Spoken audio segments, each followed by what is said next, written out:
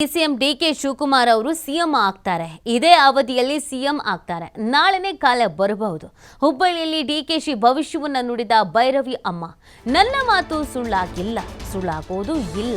ಈ ಹಿಂದೆ ಡಿಕೆಶಿ ಮನೆಗೆ ಭೇಟಿ ನೀಡಿದ್ದಾಗ್ಲೇನೆ ಹೇಳಿದ್ದೆ, ಯಾರದ್ದು ದುಡ್ಡು ಯಲ್ಲಮ್ಮನ ಜಾತ್ರೆ ಅಂತ ಹೇಳಿದ್ದೆ, ಅದು ಈಗಾಗ್ಲೇನೆ ನಿಜ ಆಗಿದೆ ಅಂತ ಭೈರವಿ ಅಮ್ಮ ಹೇಳಿದ್ದಾರೆ. ವಿನಯ್ ಕುಲಕರ್ಣಿ ಬಳಿ ಶಾಸಕನಾಗ್ತೀಯಾ ಅಂತ ಅಂದಿದ್ದೆ, ಅದು ಸತ್ಯ ಆಯಿತು ಇಲ್ವಾ? ಶಾಸಕರಾದ್ರೂ ಇಲ್ವಾ ಅಂತ ಮತ್ತೆ ಪ್ರಶ್ನೆಯನ್ನ ಮಾಡಿದ್ದಾರೆ. ಶಾಸಕ ಆದ್ನೋ ಇಲ್ವೋ ಅಂತ ಕೇಳೋದ್ರ ಮುಖಾಂತರವಾಗಿ ನನ್ನ ಮಾತು ಸುಳ್ಳು ಆಗಲ್ಲ, ಸಿಎಂ ಬದಲಾವಣೆ ಅಲ್ಲ, ಆ ಸೀಟ್ನಲ್ಲಿ ಡಿಕೆ ಇರಬೇಕಿತ್ತು, ಇದೇ ಅವಧಿಯಲ್ಲಿ ಡಿಕೆಶಿ ಸಿಎಂ ಆಗ್ತಾರೆ ಅಂತ ಭವಿಷ್ಯ ನುಡಿದಿದ್ದಾರೆ. ಹುಬ್ಬಳ್ಳಿಯಲ್ಲಿ ಭವಿಷ್ಯವನ್ನ ನುಡಿದಿದ್ದಾರೆ ಭೈರವಿ ಅಮ್ಮ. ಭೈರವಿ ಅಮ್ಮ ಅಂತ ಫೇಮಸ್ ಆಗಿದ್ದಾರೆ.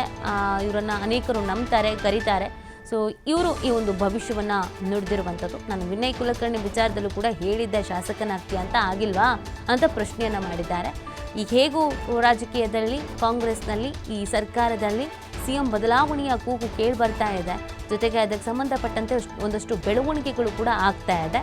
ಇದೇ ಸಂದರ್ಭದಲ್ಲಿ ಡಿಕೆ ಶಿವಕುಮಾರ್ ಅವರು ಸಿಎಂ ಆಗ್ತಾರೆ, ಅದು ಇದೇ ಅವಧಿಯಲ್ಲಿ ಸಿಎಂ ಆಗ್ತಾರೆ ಅಂತ ಭವಿಷ್ಯ ನುಡಿದಿದ್ದಾರೆ.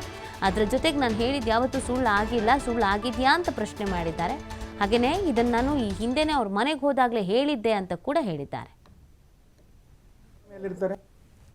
ಅಮ್ಮನವ್ರ ಭವಿಷ್ಯ ಸುಳ್ಳಾಗೋದಿಲ್ಲ ಅಂತಾರೆ. ಈ ಬಾರಿ ಸಿಎಂ ಬದಲಾವಣೆ ಚರ್ಚೆ ನಡೀತಿದೆ ರಾಜ್ಯದಲ್ಲಿ. ಯಾವ ಅಮ್ಮನವರು? ಪ್ರಪಂಚ ತುಂಬ ಅಮ್ಮನವರು. ಯಾವ ಭೈರವಮ್ಮ ಎಲ್ಲಿರ್ತಾರೆ?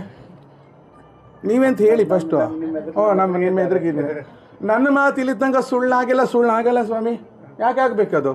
ಅವತ್ತು ಡಿಕೆಶಿ ಇಲ್ಲಿ ಹೆಚ್ಚು ಕಮ್ಮಿ ಒಂದು 3 ವರ್ಷಕ್ಕೆ ಇದೇನು ಇದೆಲ್ಲ ಕಚಡ ವ್ಯವಹಾರ ನಡೆಯೋಕ್ಕಿಂತ ಮುಂಚೆ ಡಿಕೆಶಿ ಮನೆಗೆ ಹೋಗಿದ್ದೇನೆ. ನಾವೇ ಕರ್ಸ್ಕೊಂಡಿದ್ದ ಅವನು. ಹೋಗಿದ್ದೆ, ಇಷ್ಟತ್ರ ಗಣಪನ ಕೊಟ್ಟ, ಅವ್ನ ಹೆಂಡತಿ ಸೀರೆ ಕೊಟ್ಟು ಉಡಿ ತುಂಬಿಸಲು ಏನಾಗುತ್ತೆ ಅಂತ ಅಂದ. ಏನಾಗಬೇಕಾಗಿತ್ತು ಅಂದೆ. ಮುಂದಿನ ಕತೆ ಯಾರ್ದೋ ದುಡ್ಡು ಯಲ್ಲಮ್ಮನ ಜಾತ್ರೆ ಆಗುತ್ತೆ ಅಂದೆ. ಏನು ಹಂಗಂದ್ರೆ ಅಂತ ಅರ್ಥ ಆಗಲ್ಲ. ನಾವು ಯಲ್ಲಮ್ಮನ ಊರಿನವರಲ್ರಿ, ಹೌದಲ್ಲ? ನಾವು ಯಲ್ಲಮ್ಮನ ನಾಡು, ಗಂಡು ಗರ್ತಿ ನಾಡಿನವರು. ಯಾರ್ದೋ ದುಡ್ಡು ಯಲ್ಲಮ್ಮನ ಜಾತ್ರೆ ಇದೆ, ನೀ ದುಡ್ದಿದ್ದ ದುಡ್ಡು ಇನ್ಯಾವನೋ ತಿಂದು ಗುಂಡ್ಗಾಗಿ ಕೂತ್ಕೊಂತಾನೆ ಅಂತ ಅಷ್ಟೇ ಅರ್ಥ, ಇನ್ನೇನಿಲ್ಲ. ಅದು ಸತ್ಯ ಆಯಿತೋ ಇಲ್ವಾ? ಅವತ್ತು ಹೇಳಿದ್ದೆ 11 ದಿವಸಕ್ಕೆ ಮಂತ್ರಾಲಯ ಮುಳುಗುತ್ತೆ ಅಂತ. ಮುಳುಗುತ್ತಾ ಇಲ್ವಾ? 1 ವರ್ಷದ ಮುಂಚೆ ಡೇಟ್ ನೀವು ಹೇಳಿದ್ದಲ್ಲ, ನಾವೇ ಹಾಗೆ ನಂಬೋದಮ್ಮ ಅವರೇ, ನಂಬಬೇಕ್ರಿ. ಇಲ್ಲಿ ಡೇಟ್ ಬರ್ಸಿದ್ದೀನಿ. ಇದೇ ವಿನಯ್ ಕುಲಕರ್ಣಿ ಮನೆಗೆ ಹೋಗಿ, ವಿನಯ್ ಕುಲಕರ್ಣಿ ಹೆಂಡತಿ ಅಲ್ಲಿ ಅವಳ ಹೆಸರೇನು ಲೀಲಾ, ಶಿವಲೀಲಾ ಮುಂದೆ ಹೇಳಿದೆ, ನಿನ್ನ ಗಂಡಂಗೆ ಈ ಪರಿಸ್ಥಿತಿ ಇದೆ, ಅವ್ನು ಮುಂದೆ MLA ಆಗ್ತಾನೆ ಅಂದೆ. ಧಾರವಾಡಕ್ಕೆ ಎಂಟ್ರಿ ಇಲ್ಲ ಅಂದ್ಲು. ಮತ್ತು ಎನ್ಕೌಂಟ್ರ್ ಆದಮೇಲೆ ಎಂಟ್ರಿ ಹೆಂಗೆ ಆಗ್ತದೆ? ಆದರೆ ಎಂಟ್ರಿ ಆಗ್ತಾನೆ, ಅವ್ನು MLA ಮಾಡ್ತಾನೆ ಅಂತೇಳಿ ಅವನ ಮನೆಯೊಳಗೊಂದು ಅವನ ತಲೆ ಮೇಲೆ ಇಟ್ಟು ಬೆಳ್ಳಿ ಕಿರೀಟ ನಾವು ಹತ್ಕೊಂಡು ಹೋದ್ವಿ. MLA ಆದ್ನೋ ಇಲ್ಲ. ಮತ್ತು ಎಂದೂ ಸುಳ್ಳು ಆಗಲ್ಲ. ನನ್ನ ಮಾತು ಯಾಕೆ ಸುಳ್ಳಾಗ್ತಾವ? ಸುಳ್ಳು ಆಗೋದಿಲ್ಲ. ಇವತ್ತಿಗೂ ಸುಳ್ಳಾಗಲ್ಲ, ಮುಂದೂ ಆಗಲ್ಲ. ಯಾಕಂದರೆ ನಾನು ತಾಯಿ ಅಲ್ವೇ?